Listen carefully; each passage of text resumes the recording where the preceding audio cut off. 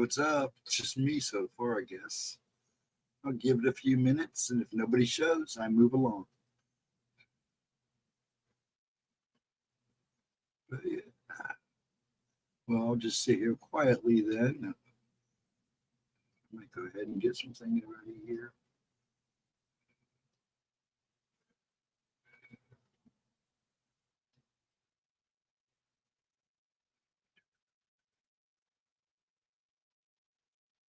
If anybody's watching, hello. I'm just setting up here for my little promo for Gemma.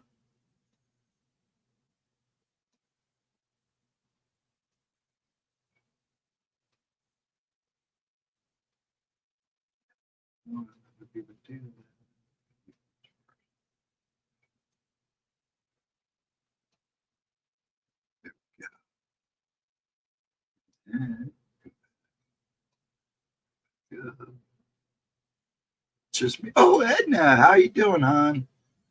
Let me refresh here because it says I'm the only one in here. How you doing, sweetie? Thank you for coming in. Well, I'm just setting up for. There we go. Let me share this.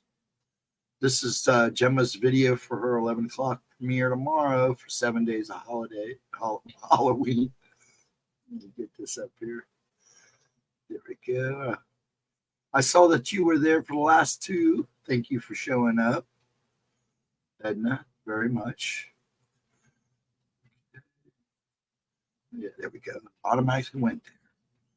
Oh, get rid of that. Wink. There we go. Much better.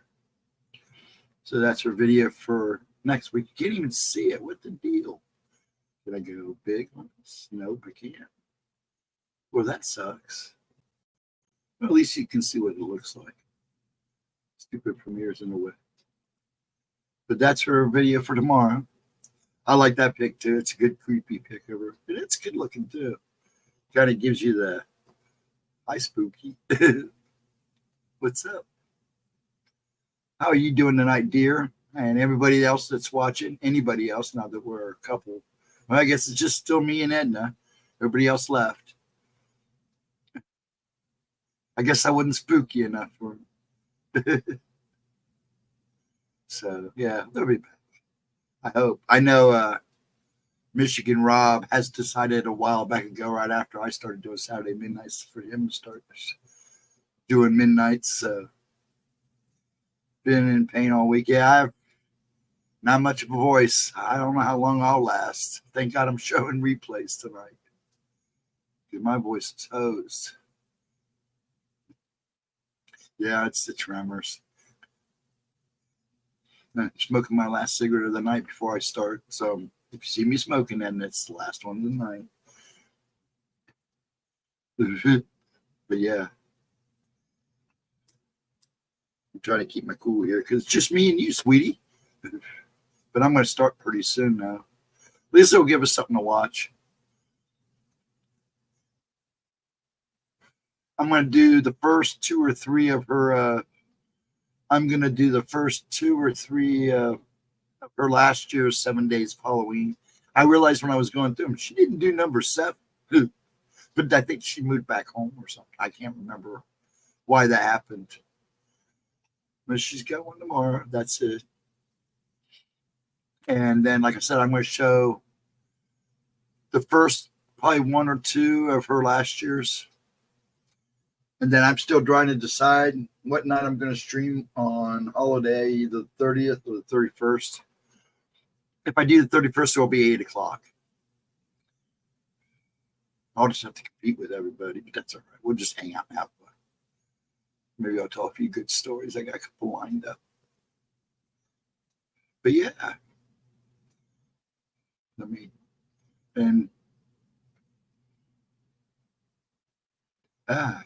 I hate when I have to reboot. Anyways, there we go. We're good. Let me switch over to this comment. There we go. Much better. But yeah, that's tomorrow.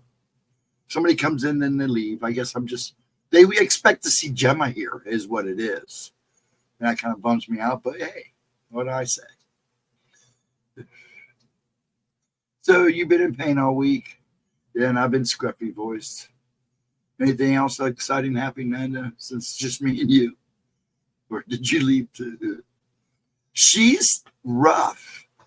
Just when she starts to feeling good, man, whack. But yeah, she's got it good. I'm a little worried about her. She's trying to get some rest, and then she's got all this stuff she's got to do on top of that. And she's trying. Try to give her a break today. Played with little man for a while today, yesterday, and Thursday to kind of give her some slack. And then Friday night, of course, she had that trunk or treat, so she stirred out in the cold.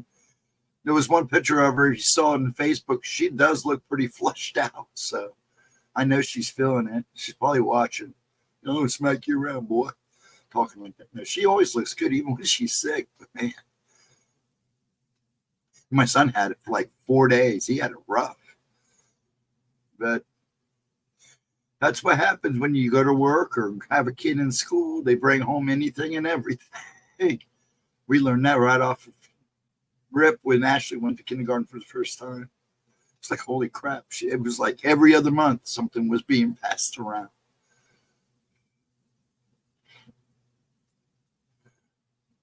Hey, Nightmare, how you doing? Well, if you pass out, you pass out. That's what this is all about. I'm going to start pretty soon. I've been trying to start a little earlier to catch those people that coming in because I know that they're either waiting for me to start or they're looking for Gemma. And it's perfectly clear it's just me. But I hope you're having a good week so far too, Nightmare. It was pretty funny. I found out. I kept thinking Eris Mana was a man. All those years that turned out to be a woman. She got a big kick out of it. There's the laughs. Never knew that. I feel like a fool. Look at True. Yay. Hey. What's up, bud?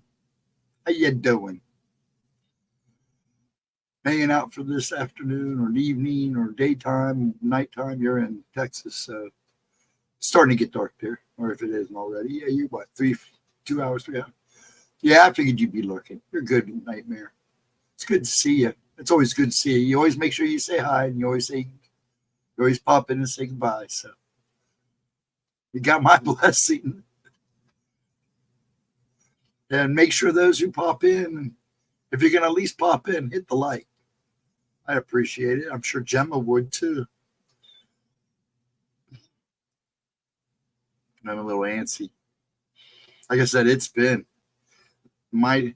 she's sick. Excuse me. I've been fighting tremors like you wouldn't believe. Especially, I think a lot of it too is I've cut down on my cigs, on my coffin nails. So I'm kind of feeling the restraint of smoking like I used to. Woo.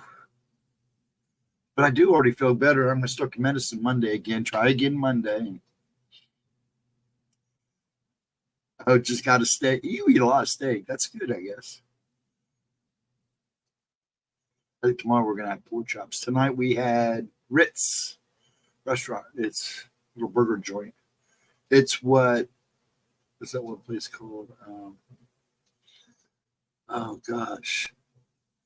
Somebody wished they were, but it wasn't bad. They make their own buns. They make their own bread. It's always really good. Milkshakes are hand dipped, so that makes it even better when you get a real milkshake.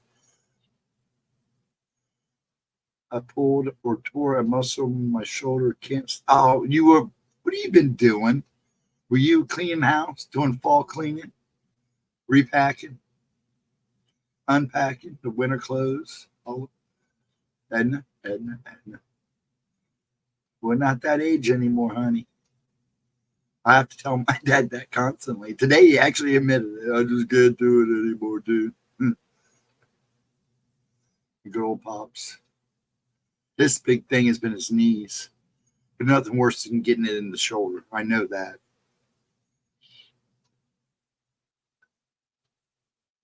You probably just stressed it or bruised it. You can bruise a muscle without even yard work. Broke down my fish tank. I think it was Oh, in the water. Probably. Probably.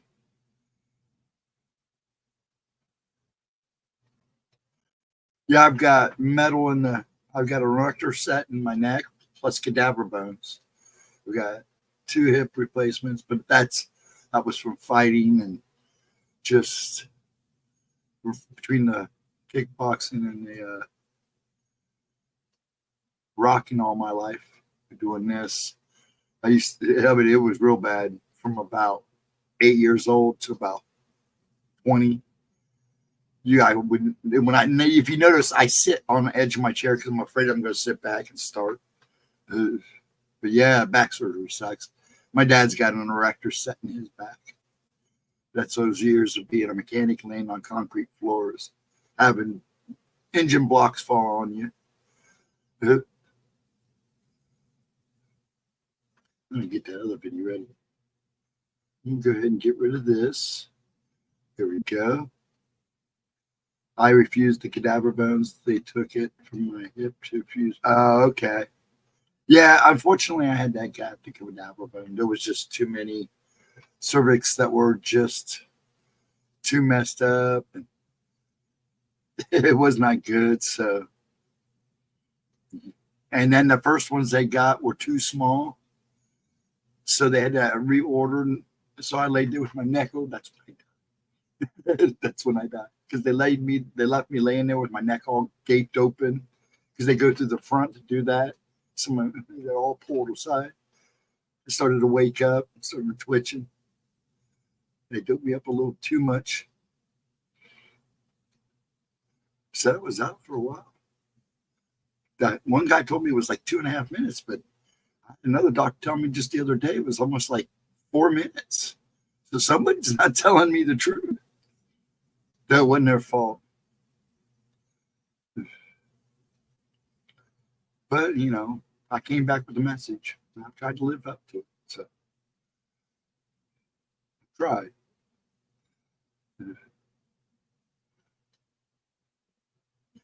You have a back surgery, neck surgery, hip surgery, shoulder surgery, knee surgery. Once you have it done, it's never the same. It's never the same. I woke up then when they were working on my back right in the middle of surgery. Yeah, I have a bad habit of doing that because I keep telling them, man, you almost have to kill me, dude. That stuff don't do nothing. You got to almost make me dead. They did that day. They made me dead.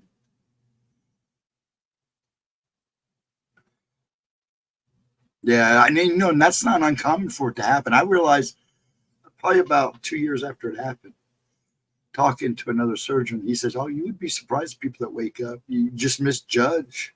You know, anesthesia is just trying to go by your weight and stuff. They don't, they don't know what kind of person you are, so they got to go with the math." Yeah, it does. Happens a lot. Not much you can do about it. It's going to happen. Because like I said, everybody's different, and everybody tolerates that stuff differently. I notice people that don't like doing painkillers and stuff like that. They're the ones that have the hardest problem of putting under because it takes a lot more. You had to ask for more juice once. Procedure was taking too long, taking a long time. Yeah, my neck surgery went from I think a 2-hour surgery to 4.5, almost 5 hours. My dad was up in the waiting room freaking out. Finally, someone went up and told, "Oh, we had some issues. No big worries. He's okay. He's fine." I'm like, "When did you tell him that?" I said, "At the end of the surgery." And I said, "Well, you made him wait out there for almost 5 hours before you went out there and told him I was okay, when the surgery was only supposed to be 2 hours." And then I had to make a promise they weren't going to tell him that I died on the table. Because you have to tell him, "Hey, you can't tell anybody." Oh, he would have freaked out. My son was with me. Oh, they would have freaked out.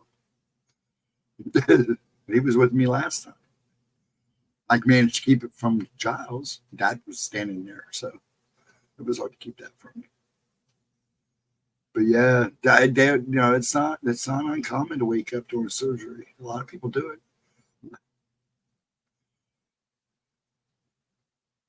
If I let them, I'd just use Novocaine. But when they do brain surgery, they keep you awake for that. That's kind of messed up.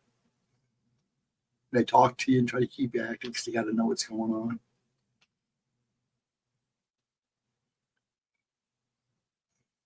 What time we got here? I'm going to start these here pretty soon. Let me get me all lined up here. For sure, I'm pretty ready to go. Where's it at?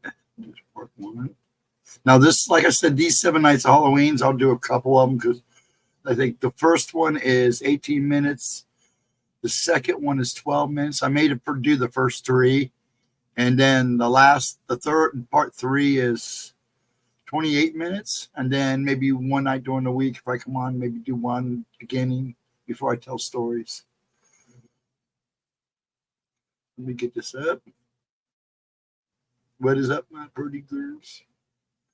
Okay, let me get this back to the beginning. There we go. Oh, she got the aliens and the sombrero hat behind her. Let me, dun, dun, dun. I hate when I do this. Okay, we're ready. When they do you're awake, they have to, I couldn't say it. Whatever. They have to see how your body reacts. Yeah. 1 second.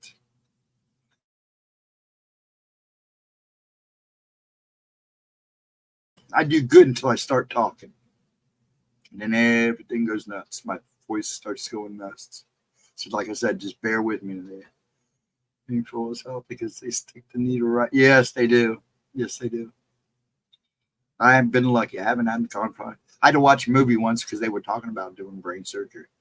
They were in a clip because I had a period of about 3 months where I literally looked like an Alzheimer's patient. I was just all over the place.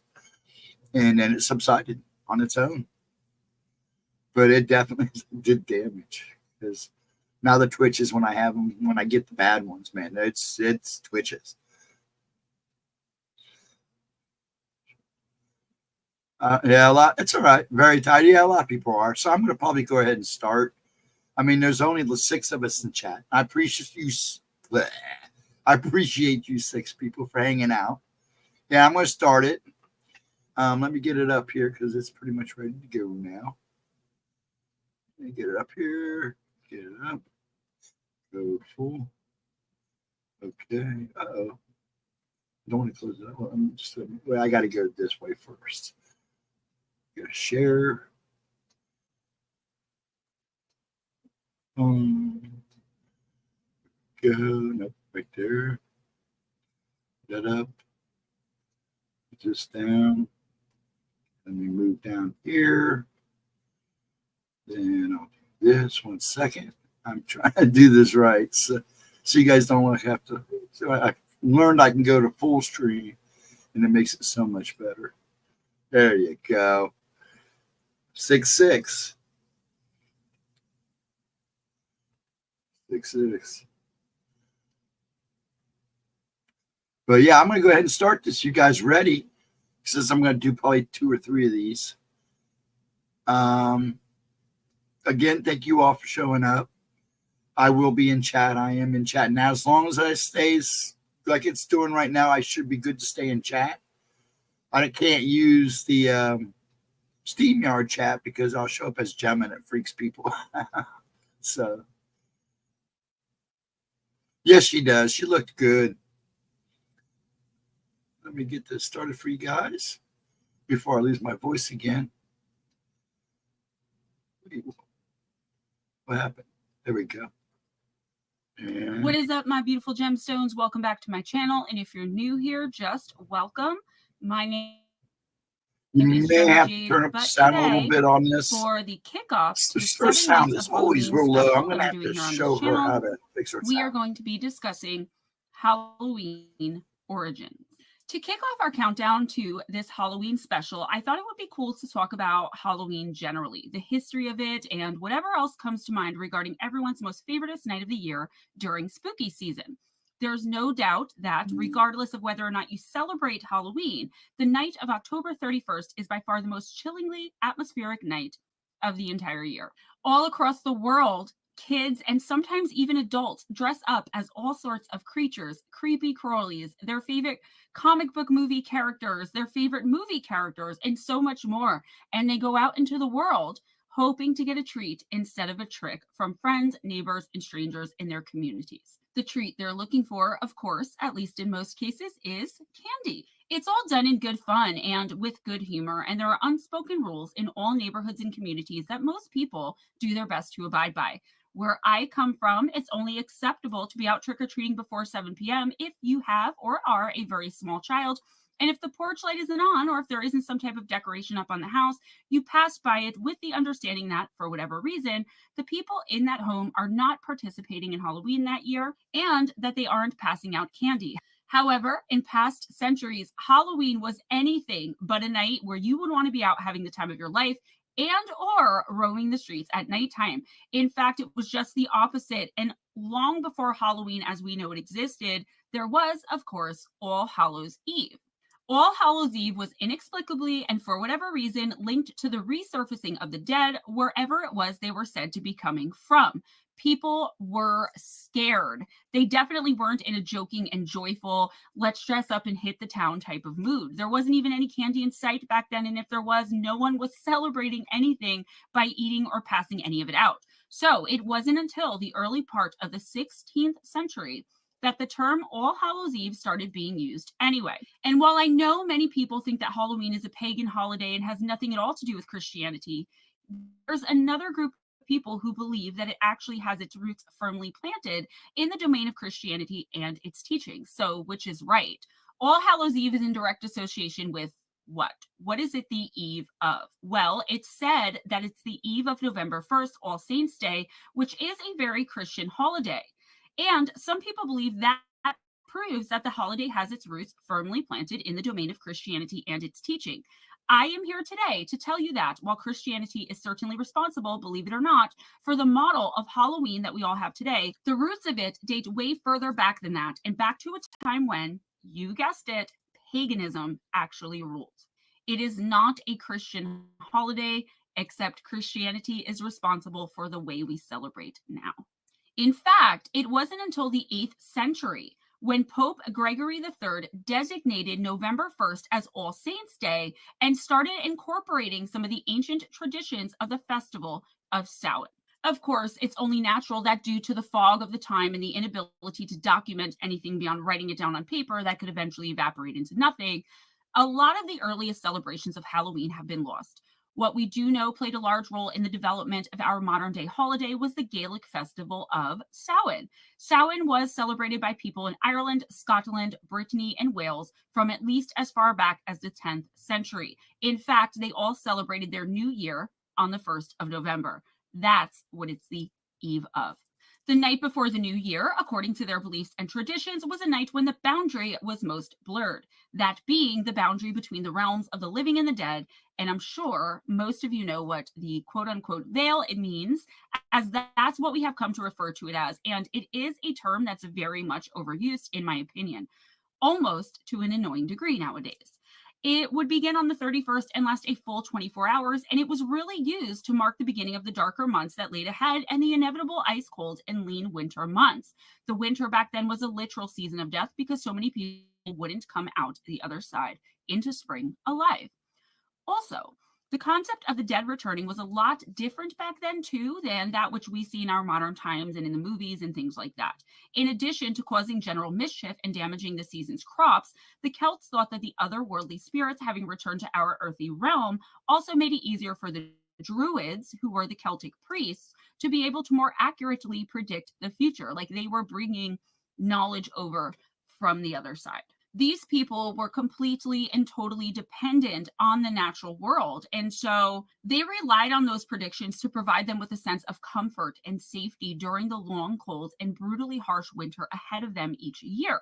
During the celebration, the Celts wore costumes that typically consisted of animal heads or skins, and they would entertain one another by trying to tell each other's fortunes. When the celebration was over, they would go home and relight the fires of their hearths, which they would have extinguished earlier that same evening. But they would use the fire from the sacred bonfire because they thought that it would help protect them during those winter months. For the Gaels, it was a time for people to invite the souls of their loved ones into their homes for celebration and a hearty feast.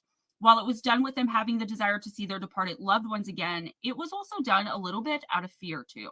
Obviously, spirits don't eat as humans do.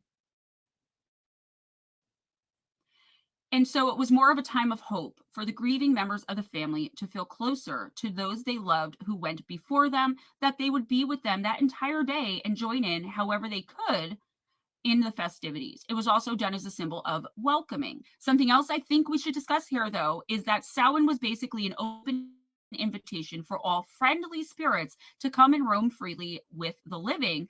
Gaelic teachings and folklore made it very clear that some of the souls of the dead that took the people up on those invitations were the furthest thing from friendly you could get. So, how did the Gaels and everyone else avoid being noticed by the spirits of those with whom maybe they didn't have the best and most pleasant relationship with when they were living?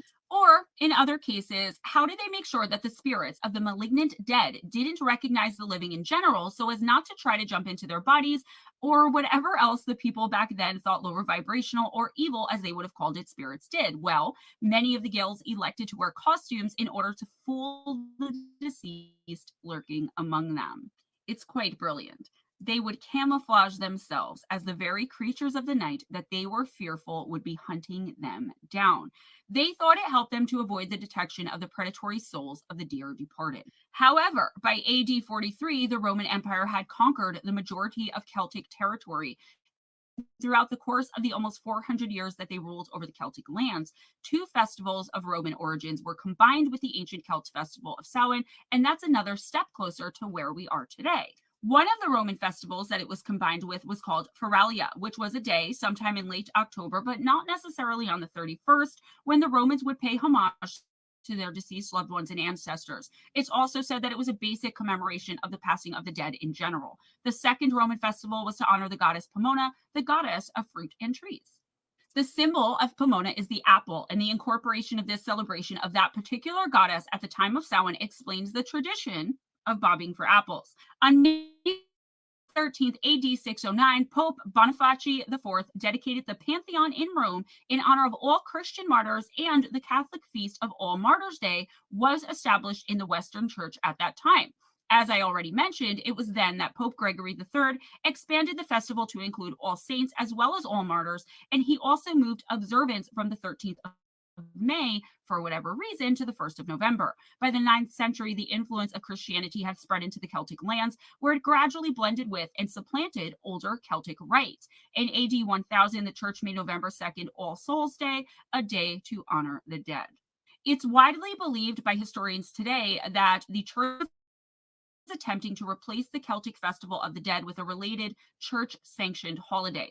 All Souls Day was celebrated similarly to Samhain, with big bonfires, parades, and dressing up in costumes as saints, angels, and even devils. The All Saints Day celebration was also called All Hallows or All Hallowmass, from Middle English Al Hallowmass, meaning All Saints Day.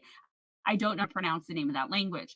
And the night before it, the traditional night of Samhain in the Celtic religion began to be called All Hallows Eve, and eventually Halloween.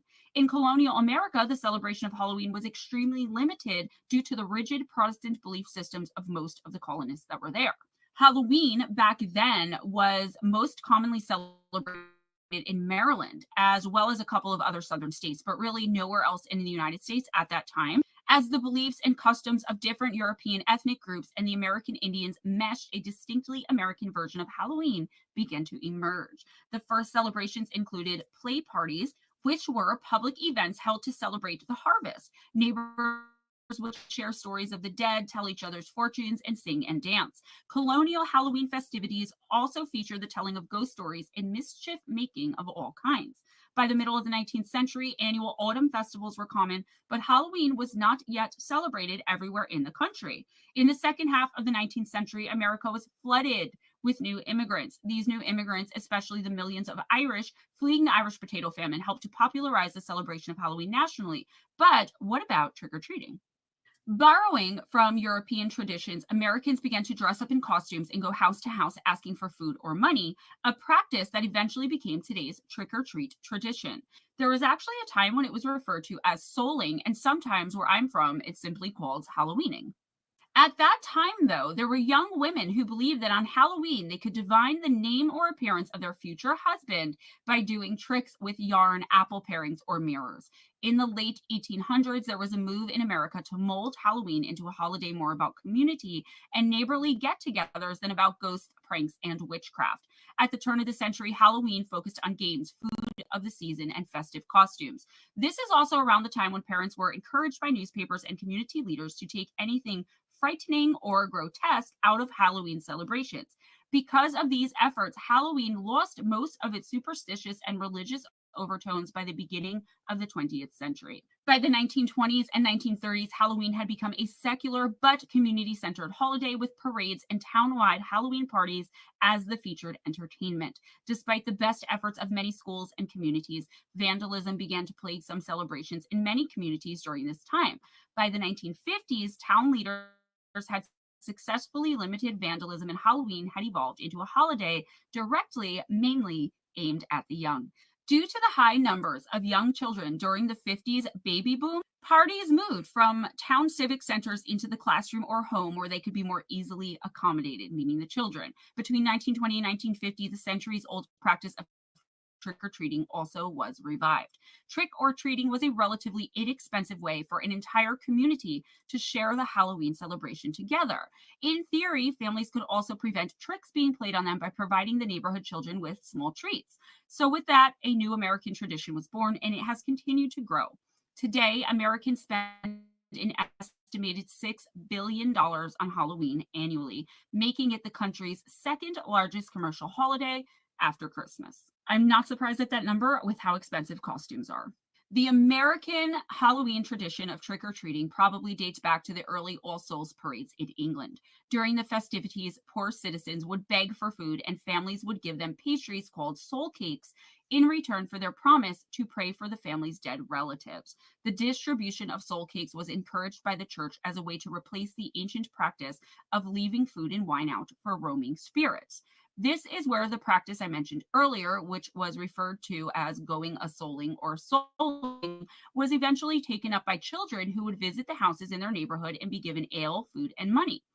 On Halloween, when it was believed that ghosts came back to the earthly world, people thought that they would encounter ghosts if they left their home. To avoid being recognized by these ghosts, people would wear masks when they left their homes after dark so that the ghosts would mistake them for their fellow spirits. They obviously knew nothing of energy, but it ended up being a really fun holiday, right? On Halloween, in order to keep ghosts away from their houses, people would place bowls of food outside of their homes to appease the ghosts and prevent them from attempting to enter. Halloween has always been a holiday filled with mystery, magic, and superstition. It began as a Celtic end-of-summer festival during which people felt especially close to deceased relatives, loved ones, and friends. For these friendly spirits, they set places at the dinner table, left treats on doorsteps and along the side of the road, and lit candles to help loved ones find their way back to the spirit world. Today's Halloween ghosts are often depicted as more fearsome and malevolent, and our customs and superstitions are a lot scarier too. In my opinion, and the opinion of most people who studied this, we avoid crossing paths with black cats, afraid that they might bring us bad luck. This idea has its roots in the Middle Ages when many people believed that witches avoided detection by turning themselves into black cats. We try not to walk under ladders for the same reason. This is to avoid bad luck as well, and that superstition may have come from the ancient Egyptians who believed that triangles were sacred. It also may have something to do with the fact that walking under a leaning ladder tends to be fairly unsafe, and there were probably a lot of accidents that occurred because people were doing this, and it ended up becoming an unlucky thing. And around Halloween especially, we do try to avoid breaking mirrors, stepping on cracks in the road, or spilling salt. I try to avoid doing these things all year long. I had no idea that a lot of people only avoid these things on Halloween. What do you guys think about that? Let me know in the comments. Before we end, let's talk about some lesser known rituals of Halloween from decades and centuries past. What about the traditions and things aside from dressing up and trick-or-treating? The traditions that seem to have been completely lost to time and history. Many of the rituals and traditions that I'm going to briefly mention now focus on the living and on the future, instead of on the deceased and the past. In particular, many had to do with helping young women identify their future husbands and reassuring them that they would someday, with luck or possibly by next Halloween, be married. In 18th century Ireland, a matchmaking cook might bury a ring in her mashed potatoes on Halloween night, hoping to bring true love to the diner who found it. In Scotland, fortune tellers recommended that an eligible young woman name a hazelnut for each of her suitors and then toss the nuts into the fireplace. The nut that burned to ashes rather than popping or exploding, the story went, represented the girl's future husband, and then she would know his name. In some versions of this legend, the opposite was true. The nut that burned away symbolized a love that would not last. Another tale had it that if a young woman ate a sugary concoction made out of walnuts, hazelnuts, and nutmeg before bed on Halloween night, she would dream about her future husband. Young women tossed apple peels over their shoulders, hoping that the peels would fall on the floor in the shape of their future husband's initials, tried to learn about their futures by peering at egg yolks floating in a bowl of water, and stood in front of mirrors in darkened rooms, holding candles and looking over their shoulders for their husbands' faces. Other rituals were a little more competitive. At some Halloween parties, the first guest to find a burr on a chestnut hunt would be the first to marry. At others, the first successful apple bobber would be the first down the aisle.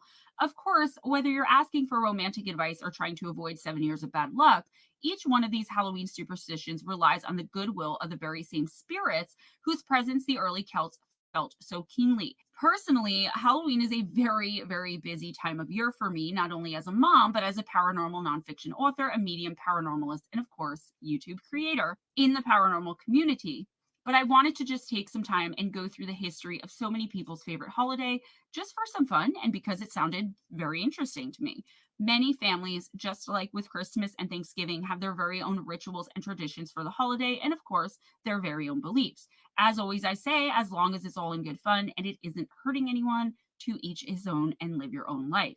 I may talk some more, I'm not sure yet, about the types of things we shouldn't be doing on Halloween or at any other time of the year, like last year when we discussed why we shouldn't be messing with Ouija boards and other divining tools.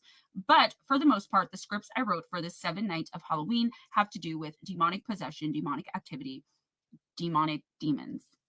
That's all I have for you today, guys. Please give this video a big thumbs up if you enjoyed the content, if you enjoyed hanging out with me, and if you enjoyed hanging out with one another in the premiere. Now, this is much shorter than my normal videos, but this is 7 extra videos that I am doing this week so that you guys can see this face every single night leading up to the day after Halloween. Because it's such a busy season for me, I was a week behind in my head and didn't get started soon enough. Typical Gemma, I know. Be kind to each other, guys. It doesn't cost anything. Be safe this Halloween. If nobody told you today, I believe in you. You are worth it. You can do it. Don't let anyone tell you you can't. Be kind to yourselves and never accept anything less than others being kind to you. Always go in grace. Smile at a stranger, and happy Halloween.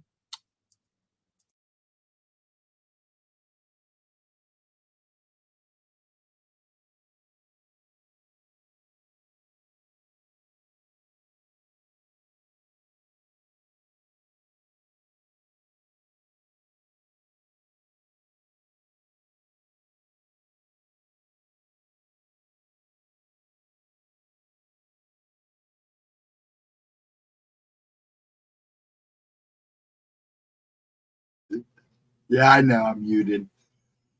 I always forget. Oh, I hope I didn't close. Oh, thank God. But I closed that out. Yeah, I do that. I'm so used to muting myself. It's not even funny. But I'm still muted. No, I'm not. You're going to have me thinking I'm still muted. I'm too busy looking at. Yeah, I have a habit of doing that. I do it all the time. I think it's pretty much my thing. Talking while I'm muted. Okay, where are you? I just had you guys all lined up. I knew as soon as I closed it out, it was going to do that crap. 1 second. Yeah, my voice is starting to go already. Here we go. Wait, that's too far. I went too far. Man, I feel bad.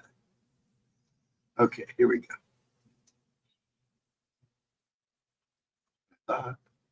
Right there. Should be coming up. I had them all lined up. I knew as soon as I switched back from that video, it would do this to me. Come on, where'd you go? I'm fine. It's just my throat. I mean, I'm not sick. That's the thing. I'm not sick. It's just the tremors and everything that goes on with my nerves. And I've had real bad tremors right in here, which really has sucked, which is really unusual. And it has affected my voice box and everything.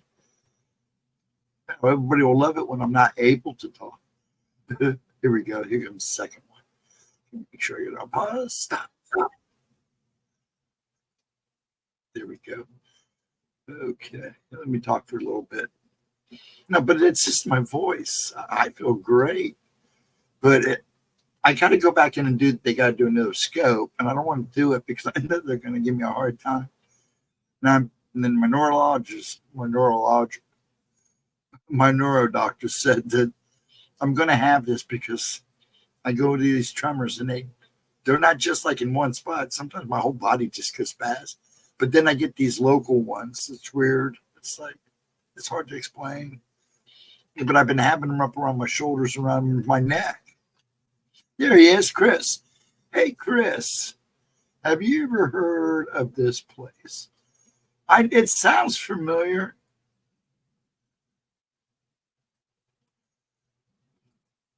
It may be up north.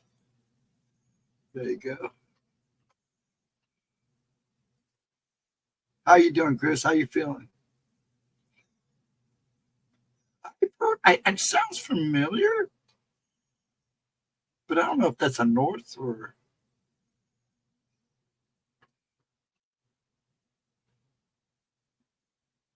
Toledo. Okay, that says a lot. So it's up in Toledo. Okay. Then I was gonna say the name sounds familiar. I'm late. Was watching Venom 3. How'd you like it? Just tell me how you like it. Don't tell me anything about it. But they say it's the last one, so at least with Tom Hardy. Yes, I have been there. Okay, I wasn't sure at Toledo. It sounded familiar. Maybe we stopped there a long time ago when I was with my buddy up for a Cleveland game, and they drive all over the place. He had family all over Cleveland, Toledo, and Akron, and all of that places. So he had a pretty big family. It was great. Good setup to bring them into the MCU. Okay, cool. Can't wait. Yeah, I'm gonna have to check it out. There's a big chance because the name sounded familiar. So there's a big chance that many moons ago I was there. We get pretty toasty during the Cleveland game. So a lot of times me and him were just in the back seat floating. So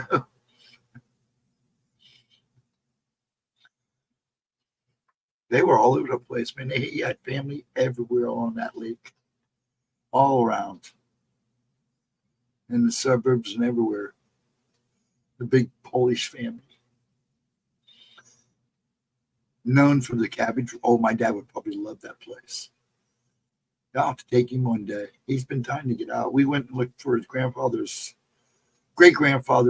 his grandfather's farm, and we got lost again.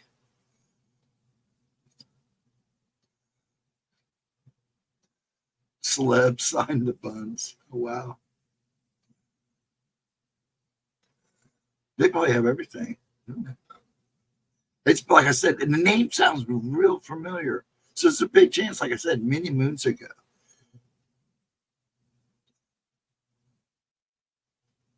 Very cool vibe to the place. Oh, really? I'm going to check it out. Love Polish boys, pierogies. Yeah, well, his family was all Polish. So, yeah, we ate a lot of Polish food when I was with him. And goulash and all that good stuff. That Polish sausage, man, always fresh. His mom always had fresh stuff. Now, I've never been a cabbage roll guy. That was Klinger's favorite place. Oh, maybe that's why it sounds familiar. Okay. I probably heard about it on Match. Or him talk about it. He's from up around there, right? Yeah, he's from up around there. We'd stop on the way up and on the way back. Why not? You got a place you hit that you don't go too often. Yeah, you want to make sure you hit it on the way up. And yeah, I found a couple neat little restaurants on the way to Jersey and back. I'll probably hit them again when I go back through. Your mom made goulash all the time? Yes, his mom made it all the time. It was like, oh, man, how do you eat all this? Oh, it's good. That's what we were raised on. Put meat on the bones. They were characters. His dad was a lineman for the St. Louis Cardinals in the day. Yes, that's when the St. Louis Cardinals actually existed in St. Louis. Yeah, he was linebacker, Novak. Robert Novak. I believe that was his first name. He actually ran a funeral just before his mom passed, his dad passed. They were running a funeral home. Yeah, I got a couple of stories about that place too. Especially one night when they dared me to sleep in a coffin. I did it without a problem. But I made the coffin shake. It freaked his mom out in the morning. Because they forgot I rocked in my sleep. And she totally forgot. I heard her freak out. Okay. Let me get this other one started because that's not a very long one. It's only like 12 minutes.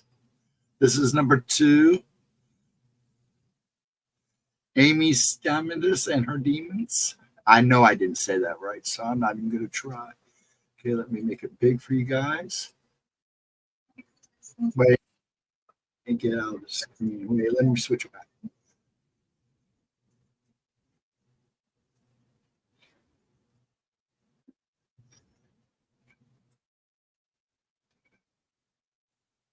Nah, it's going to make me. 1 second, folks. Let me switch over. Okay, there we go. Sorry, let me get this. I started it and didn't even have it on the screen.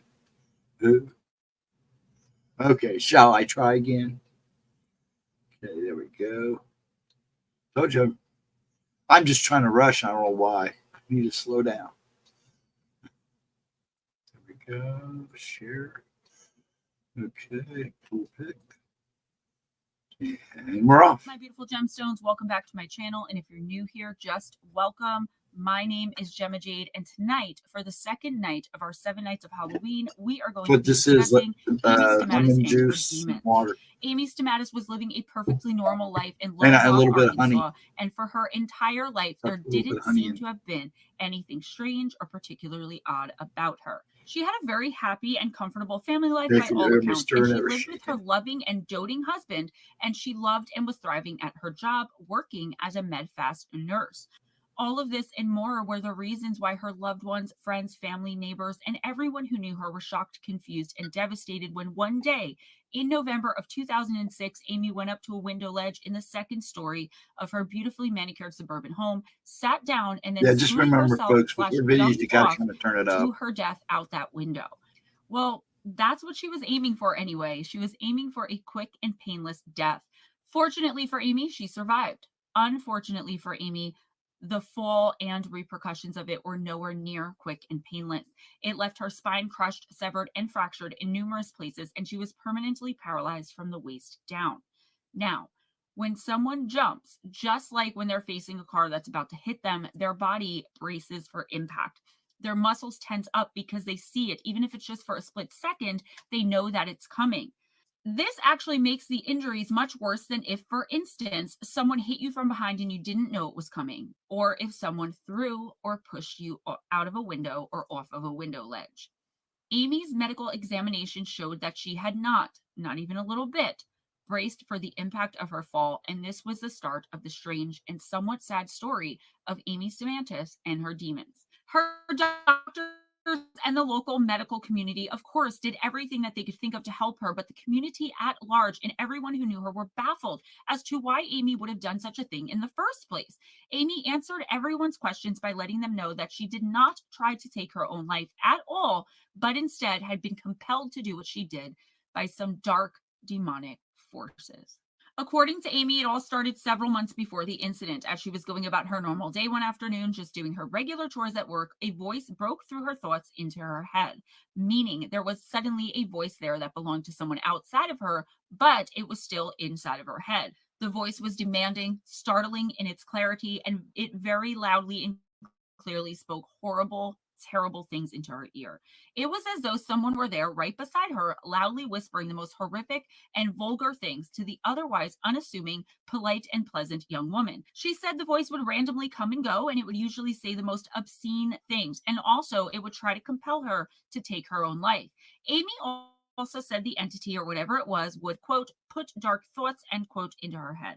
She would sometimes and just as randomly go into a trance-like state where her thoughts would become jumbled and confused that she described as though she were in some sorts of walking dream state. Guys, as it usually does, this had all started out of the clear blue sky one day while she was going about her duties after finishing up with one of her patients at the Baptist Health Medical Center in Little Rock, Arkansas. When it had first started, she began to wander around the hospital, not sure of where she was or why she was there, and eventually she was sent home for the day to get some rest. It was inexplicable, and it obviously scared her and those around her very much. Though, guys, if I'm being honest, I think it was probably more that she thought there was something medically wrong with her, as I highly doubt she was thinking about demons at that point in time.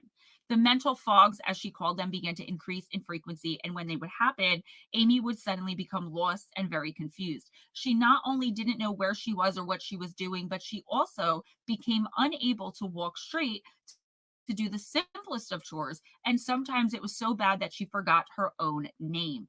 It was as though in those moments her brain had been completely wiped of any and all information, as though she was some sort of living doll in a living nightmare or something. Of course, the bouts of mental confusion that were becoming more and more frequent as the weeks wore on had Amy thinking that she was having some sort of mental breakdown or losing her mind altogether. Why wouldn't she think that? She finally confided in her husband about what was happening, but she swore him to secrecy, and she herself didn't tell anyone else either. She was afraid of both her personal and professional reputations, worried that people would think that she was crazy or something like that. And honestly, guys, I can't blame her. Amy and her husband visited several psychiatric hospitals in the area, but no one could figure out what was wrong with her. Even as these doctors and other medical professionals worked diligently to help her, or to at least figure out what was wrong and going on with her, Amy continued to suffer greatly. Her mental state continued to deteriorate, but the doctors would just tell her to go home and get some rest. They were eventually convinced it was stress related and that there was nothing actually wrong with her.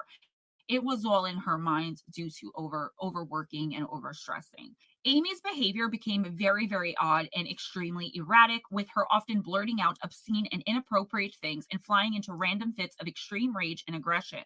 She would shout and curse at her family and friends, and even her coworkers were not immune to the abuse. In one particular instance, during a family gathering, Amy decided to strip off all of her clothes and start wildly running around naked and ranting and raving.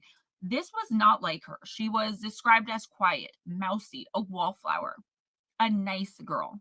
After that crazy incident at the family gathering, she was brought to the Mayo Clinic as a result of that whole ordeal. Located in Minnesota, it was mainly for her to get a second opinion about her mental health and about her mental state. But while she was there, she somehow broke free of the staff, ran to the 8th floor into a window, where she then threatened to jump from it. She suddenly came out of that fit with no memory of what had happened, what she had been saying, doing, or how she got there at all. She didn't know why she was even at the window in the first place. Not long after that happened at the clinic was when she did jump from her own window at home. In light of what happened at the clinic, and armed with all of the information I just gave you after the fact of her eventual jump, the doctors agreed that Amy had been suffering from a very rare condition called porphyria. Porphyria is a chemical imbalance in the brain that causes mental confusion, seizures, and dysfunction of the nervous system. It seemed like they finally had all the answers. I mean, after she was paralyzed, but still, some answers were better than none. However, not everyone was convinced that that was what was going on with Amy Stammatis. While recovering at the hospital after her fateful jump, Amy was visited at the hospital by a mysterious woman named Cindy Lawson. who was a self-professed faith healer. Cindy claimed that she knew what was really going on, and her answer as to what was going on was demonic infestation. She told Amy that she was under attack by demonic forces and that they were trying to eventually possess her. Possession was the end goal. As Cindy explained all of this to Amy, Amy turned to her with a grotesque look on her face and, in a snarling and demonic sounded voice, a voice that obviously wasn't her own, she said, "Why are you here?" Cindy Lawson later said of the incident, quote, "The Lord spoke to me and told me to go to the hospital to cast the demons out of her. I could feel something churning. I could see the demons. If most people knew it was a demon possession thing, they would seek out that help. But it's hard to convince people that's what's going on," end quote.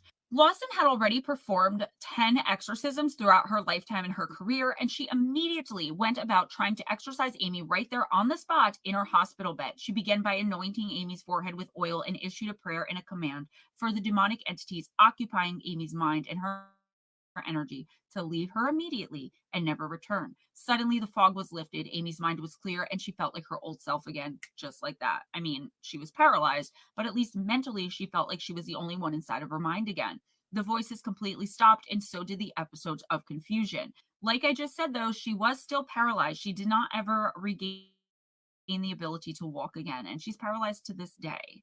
So this story absolutely begs the question, how could a woman with a seemingly perfect and normal life and who claimed to have been charmed and happy with everything in her world suddenly have a breakdown so substantial that she goes through what she went through mentally, then tries to take her own life? Why were there no answers from the medical community? Why, if not demons? The official medical cause of what Amy went through, what happened to her, was basically temporary insanity. Amy herself believes that there was much more to it than that, though. She believes wholeheartedly that something demonic had taken a hold of her. Amy specifically said of it all, quote, "In the medical world, they need to put a name to it. They don't understand because they have never dealt with these types of demons. So how are they going to fight against something that you don't know how to fight, that you don't understand, or that you don't believe exists at all? As a nurse, I would not have believed this if it didn't happen to me. I'd say that doesn't happen today," which is a lie because I lived it. Quote. So guys, I ask you now, what do you all think? Let me know in the comments below, as always. And now I'm going to tell you my thoughts. Amy worked with people who were sick or dying, mainly the elderly. Sometimes there's something about a person on the brink of death that attracts demonic or lower vibrational entities and or beings. That person could have tried to broker a deal at some point in their lives, or they could have just had some sort of demonic attachment themselves that didn't manifest in the extreme way that it did for Amy. Then she tends to these people or to the person I'm referring to in this scenario, and the entity attached sees not only fresh meat, but a wonderfully happy, beautiful, and content young soul that's trying her best to be a good person and do some good in the world. That is like a demon's wet dream. That's all I have for you today, guys. Please give this video a big thumbs up if you enjoyed the content, if you enjoyed hanging out with me, if you enjoyed hanging out with each other in the premiere. As many of you noticed, this video is very, very short compared to my usual 30-minute to 45-minute videos. That's because I had 7 extra videos this week. This is the 7 nights of Halloween, and it's just little clips. Some of them will be longer, though, so please watch every single night until Wednesday, November 1st. That is when the last video for the 7 days of Halloween will be airing. I may do 2 on Halloween night just to end it there, but you got to keep watching. Make sure you're subscribed, and more importantly, make sure your notification bell is turned on so you are notified when these videos come out. Guys, I appreciate all of you so, so much. Please make sure you continue watching, continue supporting the shorts, leave positive comments, like all of the videos. Let me know what you think and feel. Ways to donate, ways to purchase my book on Kindle or paperback from Amazon, all of those links and so, so, so much more in the description box. Be sure to keep an eye so you know when Live Intuitive Oracle is, and so that you're aware of all of my uploads. I don't know what else to say. Be kind to each other, guys. It doesn't cost anything. Be kind to yourselves and never accept anything less than others being kind to you. If nobody told you today, I believe in you. You're amazing. You're worth it. Yeah, let me block this. Stop this real quick. Okie dokies. There we go. I can play another one. I mean, let me do one more. I don't know. 7 part 2. I can do part 3, but it's 28 minutes. You guys up to it? What time is it? Oh, yeah.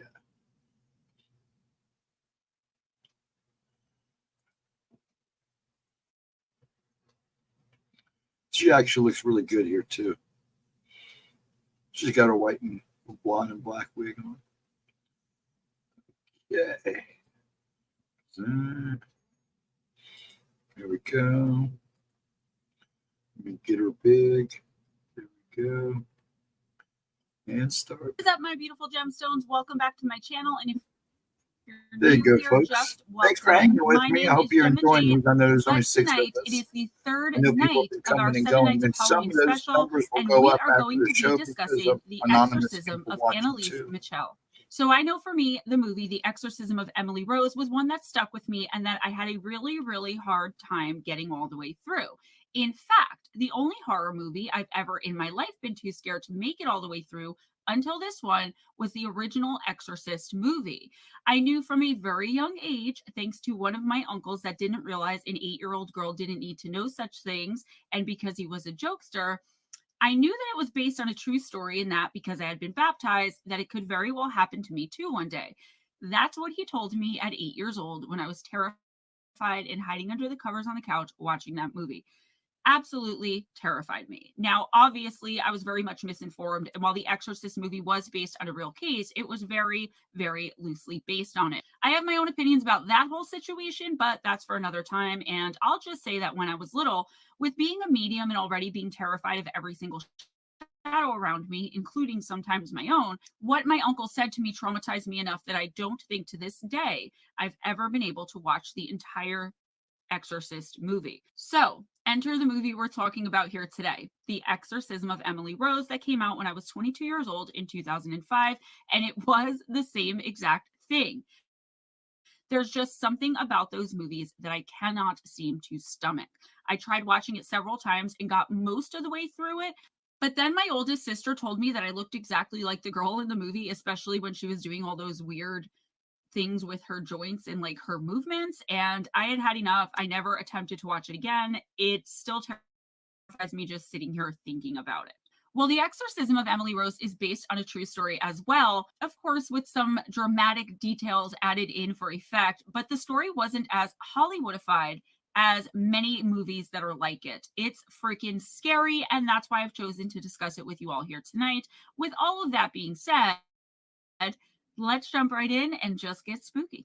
Throughout the world, since the beginning of time and across almost every culture, there is a belief in demonic entities that can possess a living human being. The beliefs of each culture, religion, and even of each individual person as to what that looks like, what it really means to be possessed by a demon, why it happens, and so many more variables varies tremendously.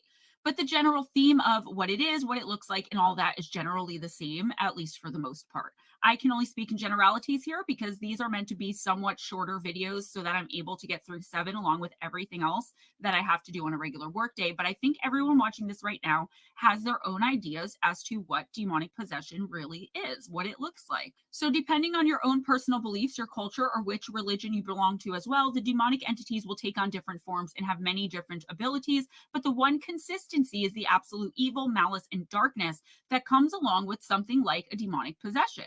In fact, one of the ways people most believe that dark and evil spirits of the world seem to impact themselves upon our reality is through possession, which is, in its simplest terms, invading a living human's body for the purpose of taking control over it along with the mind.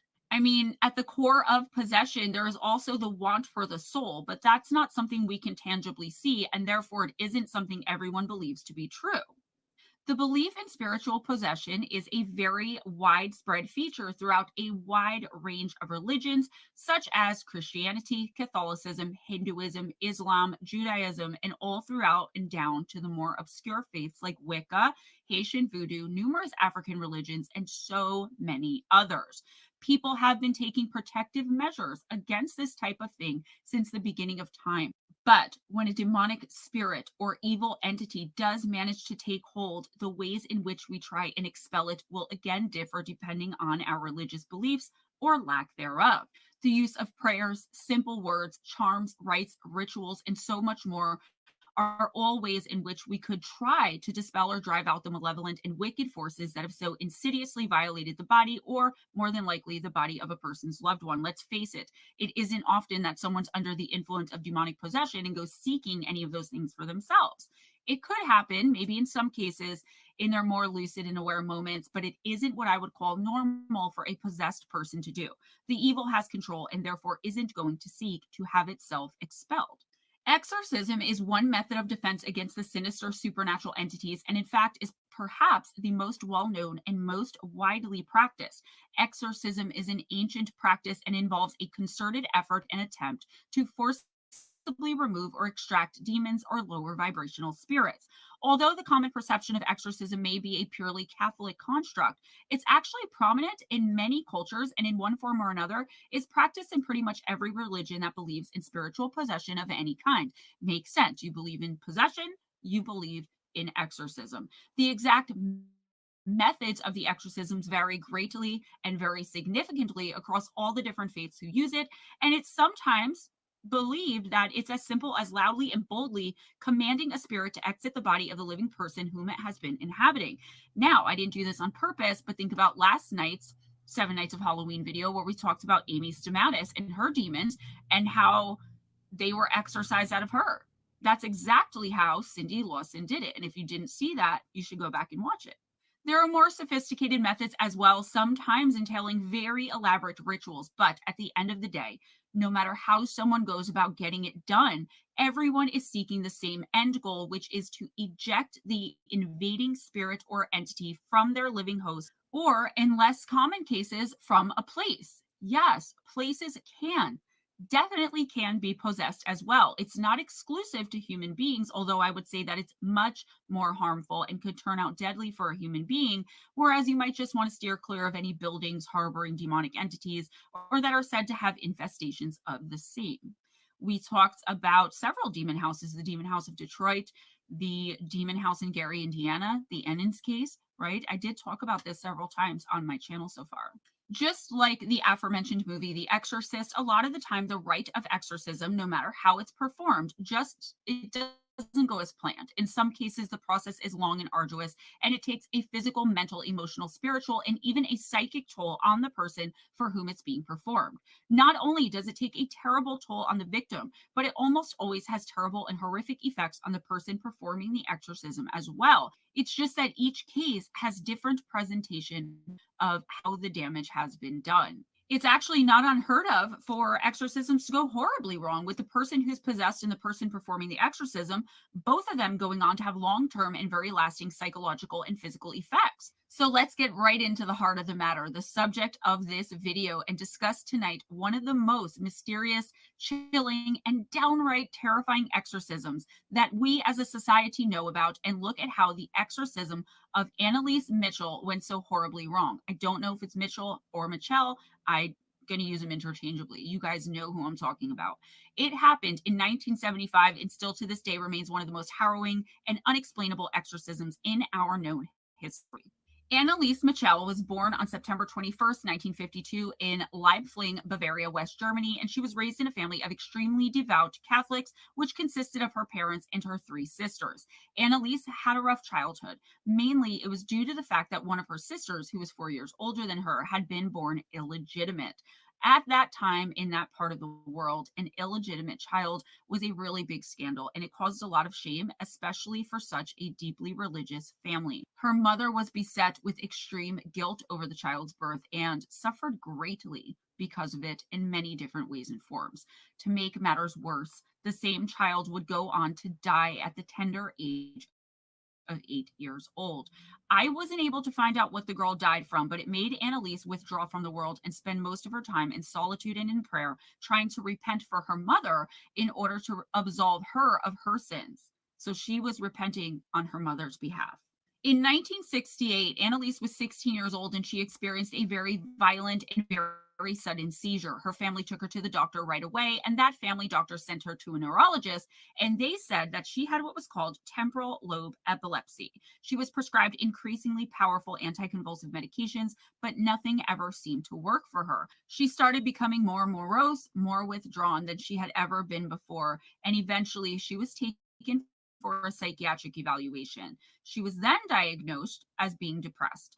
I just want to say, when taking into consideration the place and time that all of this was happening, it seems like her family really did care a great deal about her, because it was very uncommon for people to bring their kids or to go themselves to psychiatrists back then. So they really did worry, and they really did try to do everything that they could, like medically, for her, as well as religiously and spiritually. So anyway, the depression worsened to the point that it said Annalise became suicidal, and she even ended up spending some time in a psychiatric hospital inpatient just for a little while to try and get the depressive episodes and convulsive attacks under control. Unfortunately, just like with the medication for the seizures, the medication for the depression wouldn't work. And this poor girl, when I tell you she could not get any relief from any of it, I'm not lying. Things got progressively worse as time went on. In addition to the depression and the seizures, Annalise started complaining that she would see visions while she was praying. The visions greatly disturbed her and caused her a ton of mental anguish. The visions were only the beginning of bigger problems to come, though. She began to hear disembodied voices at various times of the day, and they started out as indistinct and distant, but soon they were very distinct and sounded like they were coming from someone that was standing right next to her, even though there was nobody there.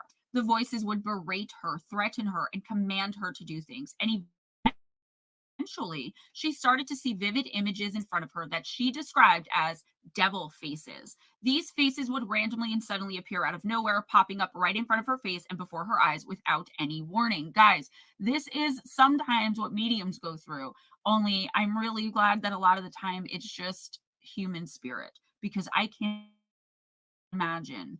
I can't even imagine what this poor girl might have went through. Psychiatric treatment did not stop these hallucinations either, and it wasn't long before both Annalise and her family got tired of consulting with doctors and other medical professionals, because through the course of a few years, this had been going on for a few years now, they've been given no real help, in that nothing that they had ever done or given to her gave Annalise any relief from anything that she was going through. Now, one thing you should know about Annalise is that from a very young age, she had been deeply religious, but throughout this whole ordeal and over the course of some time, she started demonstrating an aversion to religious places and to imagery as well, like the crucifix. She once took a pilgrimage to San Damiano and ended up being unable to walk past a crucifix. She refused to drink from the holy spring. A family friend was on the pilgrimage with her and not only took note of all these things, but also noticed that at that time, the girl had some kind of strange odor all around her.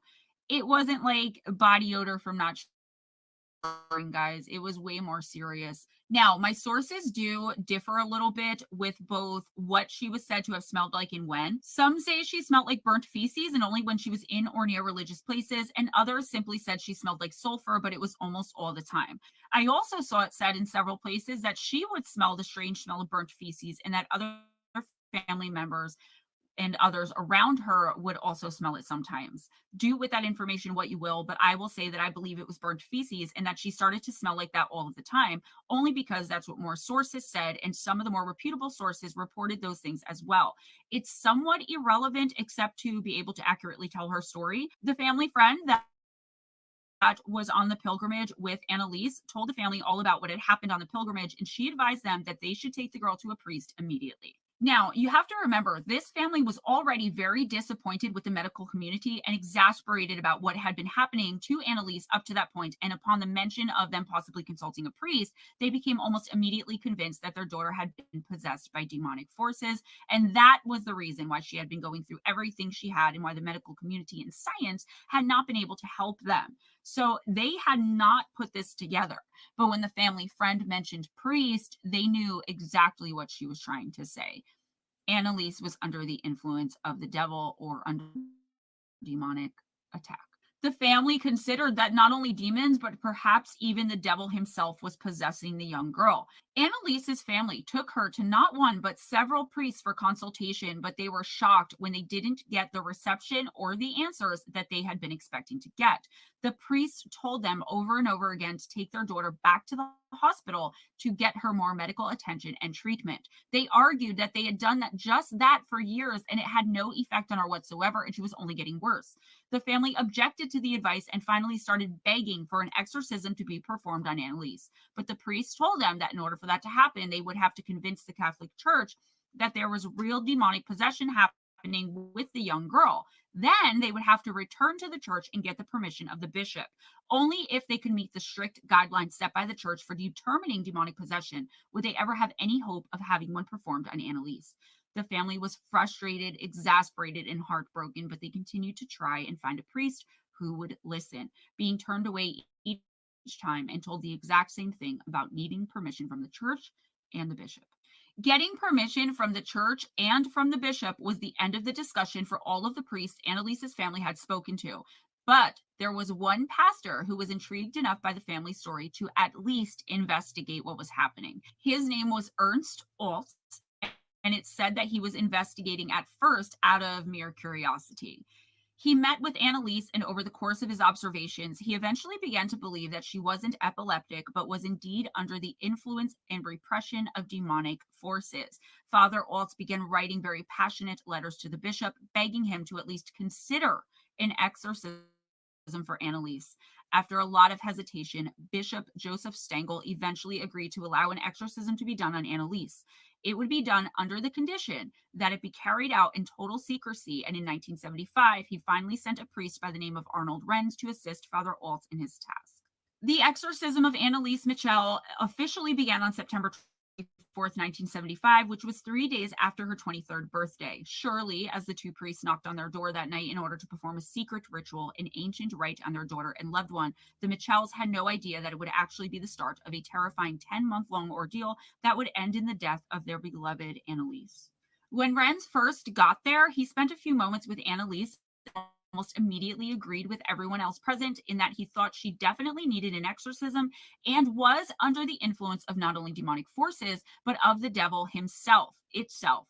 He began the rituals right away, and throughout that first night, and much to the surprise of everyone present, Annalise claimed it wasn't just one spirit possessing her, but many. Listen, guys, I don't know if you've ever heard the actual recordings, the audio recordings that were taken throughout her exorcism, but I was only able to listen to one from that first night when she is talking about all of the spirits that were inside of her. I believe, I'm not 100% sure, but I do believe that they used the real audio in the movie. So whether you realize it or not, you heard at least some of it. I guess you could say the one that I was able to listen through to that I barely got through was the one that the demons themselves were saying, like they were announcing themselves.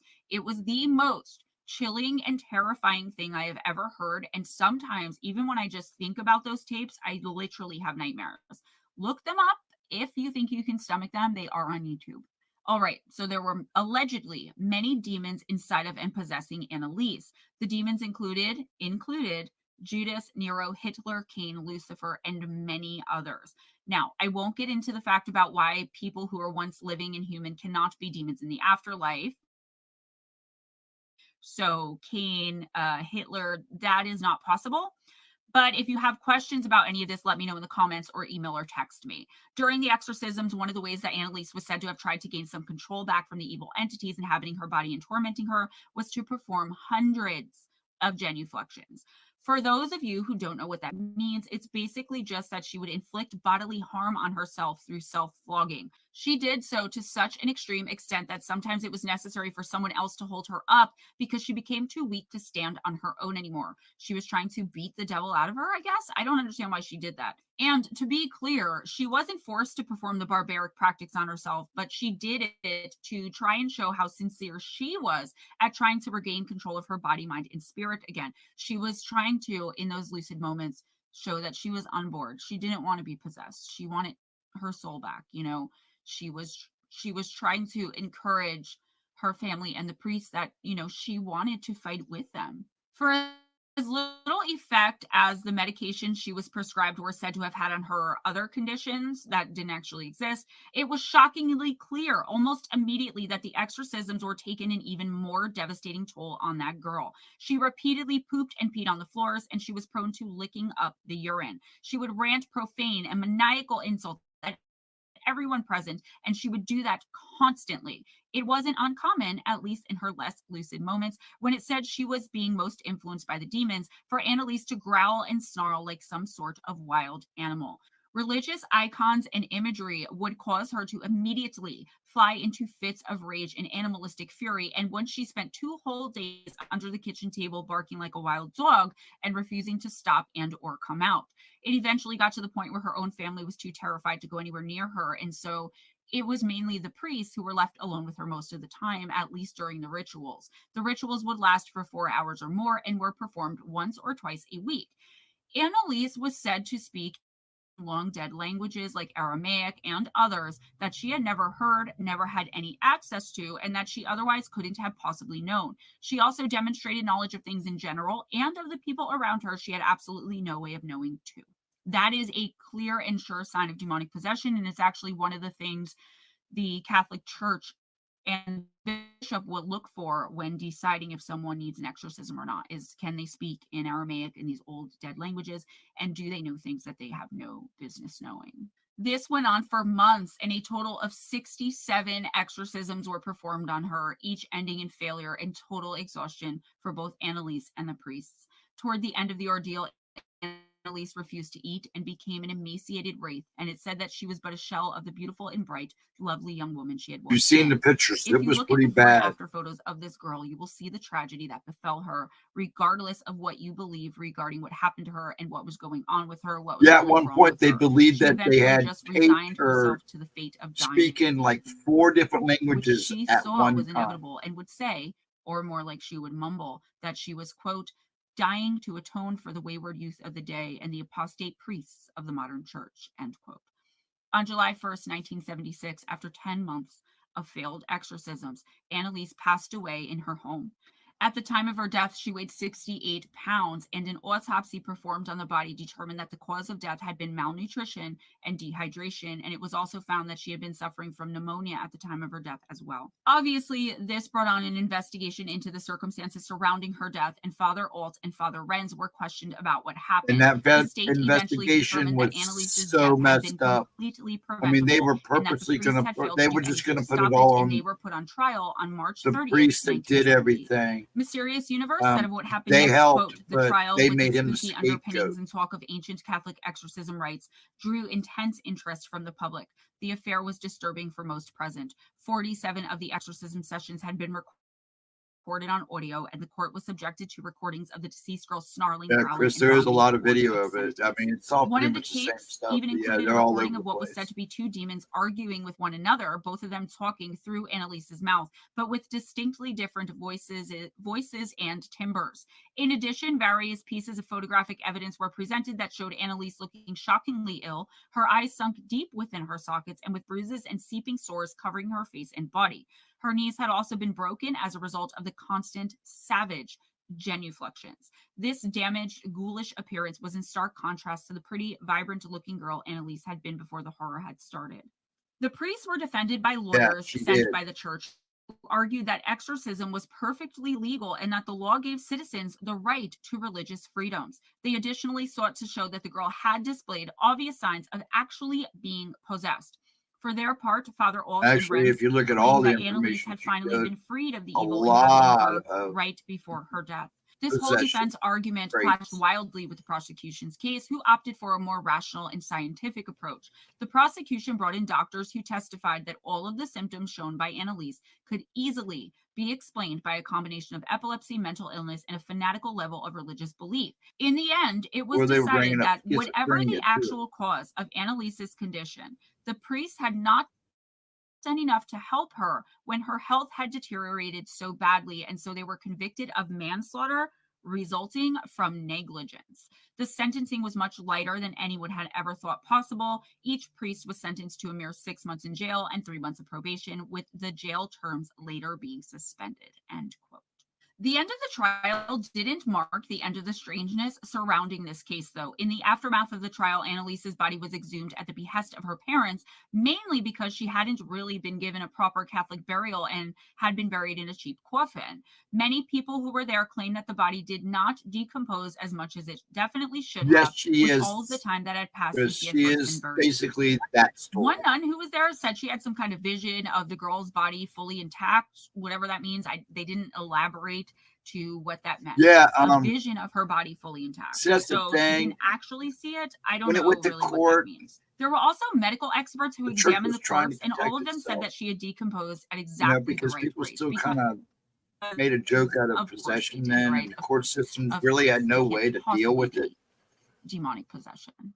That's just But kind of she annoying. It's like, showed I know that many, there are many skeptical signs people, of and I know that possession, the medical community even in looks the at early science, stages. but people do have a right to religious freedom. I know, at least in America, and apparently in Germany back then, at least too, because that's what their whole defense was. Yeah. They had a right to this religious freedom. No one can be forced to go and see doctors. No one can be forced, you can be forced to bring your kids to doctors. And honestly, I that's the right thing, absolutely. But according to the law, I think it's a little bit tricky. Where do you draw the line? Regardless of all of that, the police forbade Alt and Rents from viewing the body when it was exhumed. And many people say that was because they would have been able to see for themselves that they had been right all along and that her body had not decayed, which therefore meant somehow that she had indeed been the victim of demonic possession. The remains were then placed in a brand new oak coffin lined with tin, and they were reburied on February 25th, 1978. In another bizarre turn of events, a fire broke out at the Mitchell house in 2013. And while the authorities say it was a simple case of arson, Yep, there are those it who is. believe it was the result of the same supernatural forces that had so horribly taken But they're hold trying of to the take that release. away from you. The too. case of the possession and then the exorcism of Annalise Mitchell still endures to this day, with many people holding it up as a genuine and true account of demonic possession. So what do you guys all think about this one? Was she possessed, or was I there think she simply was something medically possessed. happening with her that I caused think her she to seem suffered like she issues was? before Or was that. it something I else think she did altogether, have and that some, she was medically ill but maybe saw how much possible attention she was mental getting with illness the whole before possession the thing, and so she possession. just ran with it? But I think Was it because something of else that, altogether? it made As always, possession let me know greater. what you all think in the comments Their below, please, but family was also very let me know religious. why you think the way you do, please. I believe that this is one of the rare cases where someone was possessed by demonic forces. I think the entities were simply messing with the priests and the family when they were naming off everyone who they claimed was allegedly there. Because, like I said, someone who was human cannot become a demon. So there's no way that it was Hitler. I think, demons mess with you. That's kind of Well, what they they destroy do, your and body. that's what they were doing. However, there's really no You way don't. to know for The sure at demon is all. within So you. without That's anything part of the else, that's possession. all I have for you today, guys. Please give this video a big Yeah, thumbs up if you enjoyed the content, if you problem enjoyed with hanging out with that me, if you is enjoyed hanging out with one you another can't in the say premiere, that now and if because you are they so now far put enjoying my 7 priests, nights of Halloween especially special, exorcists, please subscribe if you haven't already, through and make medical sure your notification bells are turned on so you and get notified of psychology, everything that I do. I've been doing a lot of just shorts in lately. case, so they can Please look for the support the sign. shorts, You'll like find a them, lot leave of positive exorcists comments now on all of have my videos, had come into the live streams psychology if you can't watch them and afterwards. medical Positive training. comments, likes, shares, guys. Make sure you're subscribed. I am 60 subscribers away Yeah, from I hitting believe she was 3,000, so probably won't do that in the next 5 days, but hey, you never know. Let's get the word out there. Let me stop it here real quick. But yeah, I believe she was possessed from all the evidence. Yeah, and the thing was, like I said, if you look a little, try to go, it's hard to find information really up to the. They can give you information up to when it really started getting nasty. They don't really talk about a lot of her life before that.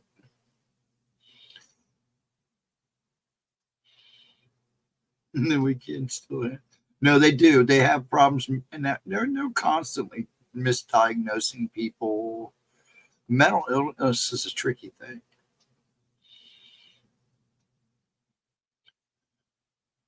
But yeah, now you'll find that most priests, especially exorcists, take medical and psychological training, psychology. At least give them a little better of a grip to get a hold of, get a grip of the situation. Funny how the Catholic Christian priests believe in ghosts and demons in the Bible.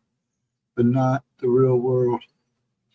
Well, you're going to find what the Catholic is, Christians are part of the Catholic religion, but you'll find that most Christians will tell you that demons are very real and they are very much part of this world right now.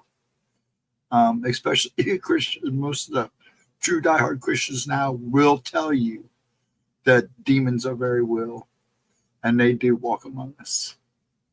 Back in the day, back then, yeah, I would agree with that statement. But now, things have changed so much. Opinions and church ministries have changed so much in their thought of things. The Catholic Church is the one that hides everything now. I hate to say that, but it's a fact. They let little bits of information. It's like they're like the government. In fact, they are their own government.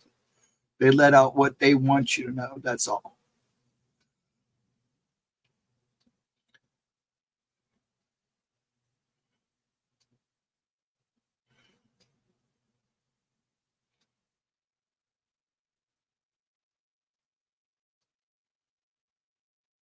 Yeah, they tend to do that. And the Catholics are really bad about that.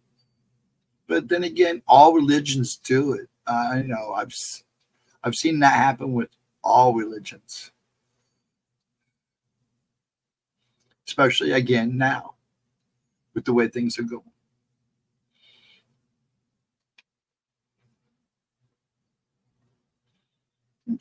D word.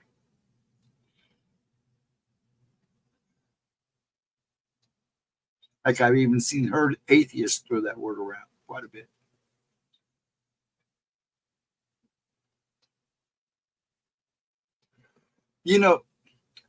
I heard people talk about going to church and, going to a Catholic church. And I never been one until my friend who actually lives up there, had the family up in Cleveland, Novak. I went to church with them up top of the street. It's funny. All these years I've lived right up at the top of the street from across the street from basically St. Michael's Church. I'd never been, even out of curiosity until they took me one time. I went with them. And it is like a ceremony, man. It's like going to freaking a Mason meeting, up and down, turn your back. There's certain things you're not supposed to see and stuff like that. It's weird. I was like, holy crap. They stood up and down just as much as Christians do. Basically, Christians stand up to sing most of the time. And that's pretty much it. And we sing in my church, we sing a lot. We're constantly up and down. Singing.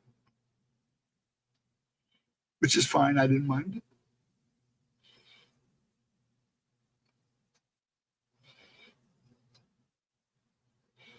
Well, actually, that goes back to the Last Supper.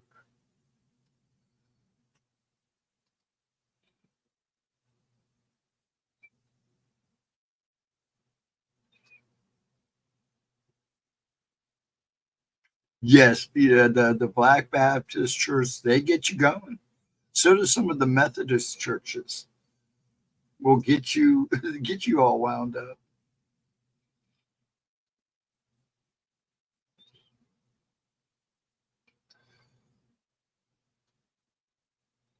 Yes, they do carry a lot of energy in those churches, Chris. And yeah, and when I stopped, there was reasons I stopped going to church. A lot of it was family related. My mom and dad had reached out to the church to help with my little brother, and they turned their back on my mom and dad, who'd been with this church since its beginnings. It tore my dad and mom up. And the thing is, the people who, when they finally found out in church, couldn't blame them for not coming back. A lot of them left. Now that church is not even owned by the church it's not even part of the church that we used to go to. But yeah, I watched that church go downhill. And then when that happened, it was like,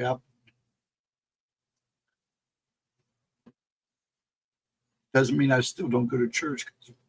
I go about every other Sunday. I pick a church and go and check it out.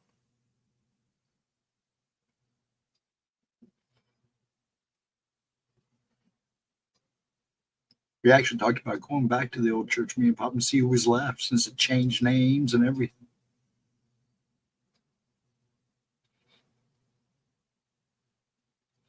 Basically, churches are for you, for the people. It's meant to be for you to gather as a group of faithful people, to be able to preach to each other, give each other support.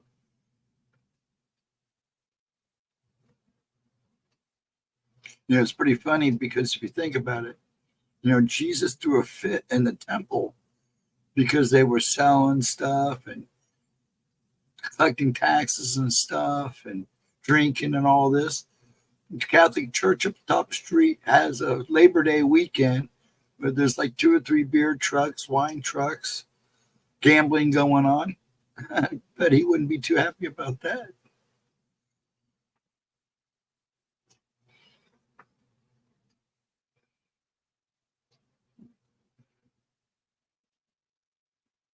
And gift shops, yep.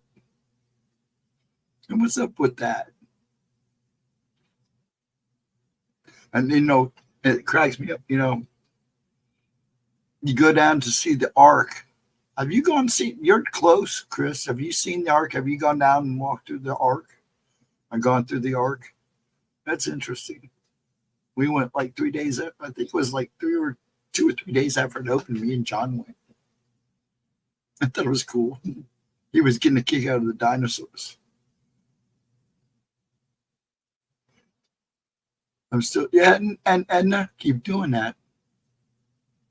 Like I said, all I ask people to do is least look, open your mind. Years ago, yeah, I figured you had.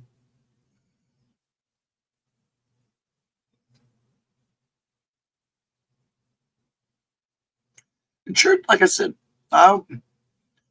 when in my day before I was, let's just put it this way, I had somebody tell me when I was younger, a church is supposed to be a place where people of faith can gather together and praise the Lord together, or God together, and discuss the Bible and faith, and kind of have this, kind of like a town meeting is what a church is for, to go and pray.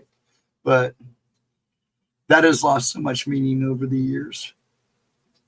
Always said in my church, I had found a church a few years back before I moved back in here, where they actually had their services at High Banks Park, which is a park up the street. They didn't have a church.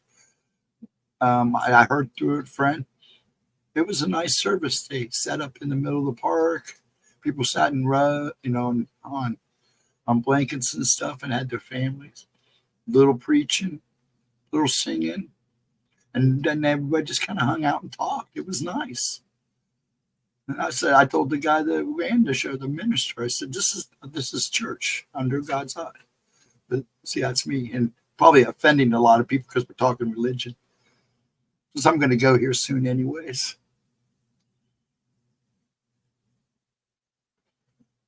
Back in, yes.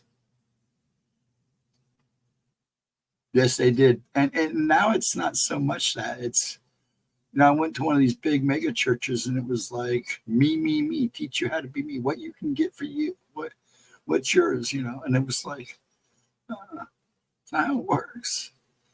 The mega churches you got to watch out for.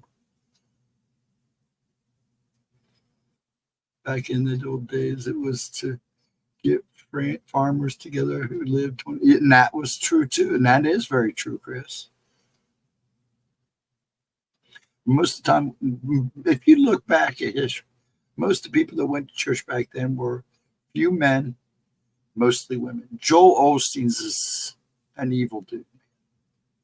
He's he's not a preacher, he's a self-help coach is what he is.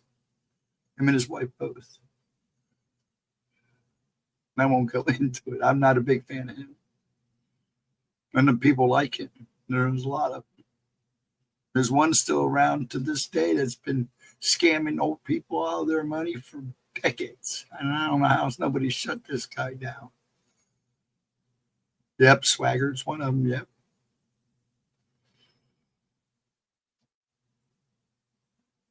Yeah, and they're real bad, and it still goes on to this day. And it's sad. But they'll get what's coming to them. What goes around comes around.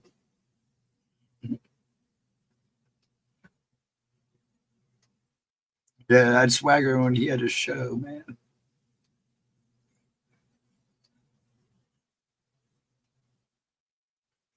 Yeah, you might come into one day. Latro. Yeah, you never know. They always do ghosts. Yeah, they do. They get what's coming to them. A lot of times they end up hanging themselves. Just there are a couple of them that have been around for a very long time, and you're just waiting for their comings. I guarantee you, when it happens, everybody's going to know about it. Yeah, I have two. Yeah, exactly, Chris. Exactly. And you could win a lot of tickets. Get on our prayer hotline. I'm going to charge you $10 a minute, and you say your prayers, and maybe we'll make them happen for you. I hear a lot of those too in the day back when they used to have with the phone lines. I still do that too. Call this number and value your commitment to the Lord, and He will double fold your makings, your giftings. Yeah, right. That's not the way it works. What time we got here, folks? Oh, 1:45. Okay. Folks, I'm going to call it. My voice is starting to go. Thank you so much for hanging with me. Rather than calling me Miss Cleo. Yeah, that's too. She got nailed a couple times too. That's why you don't see her too much. Everybody have a wonderful night. I'm going to go drink me some more lemon. I'm going to get me some lemon tea and a little snack and do my workout and go to bed. And I should be here tomorrow at 11. I missed two of them. I'm really upset that I missed two of her premieres. She died years ago. Yeah. Actually, my dad talked to her one day when she was on some show. Anyways, he called in and actually got through. Told him what did she tell him? A past famous painter was going to take over for him and show him how to paint in his dreams. He still paints. He's not bad for a guy who's colorblind. Yes, everybody have a good night. I feel great. It's just my voice is going. Hopefully it starts getting back to normal once I get used to certain things. I'm really hoping they don't have to go in there and mess with my throat again. Have a great night. A movie about her life is coming out next year. Really interesting. Wow. I'm going to have to watch for that. Have a good night, folks. Have a good Sunday. I will see you guys here at 11 a.m. tomorrow, I hope, for her day 3 of 7 days of Halloween. We should be here Tuesday, as far as I know. Hopefully she's starting to feel better. She sounded a lot better earlier, so she's just tired now. Yeah, I would like to see that too. I hope they do a good job. Everybody have a wonderful Sunday. And I'll guys see you on the flip side of 11 o'clock tomorrow. 11 a.m. I'm sorry. And once again, have a wonderful night. Have a good Sunday if I don't see you. And I'll see you at the beginning of the week too, because she goes for 7 days at 11 a.m. Night, folks. Love you all.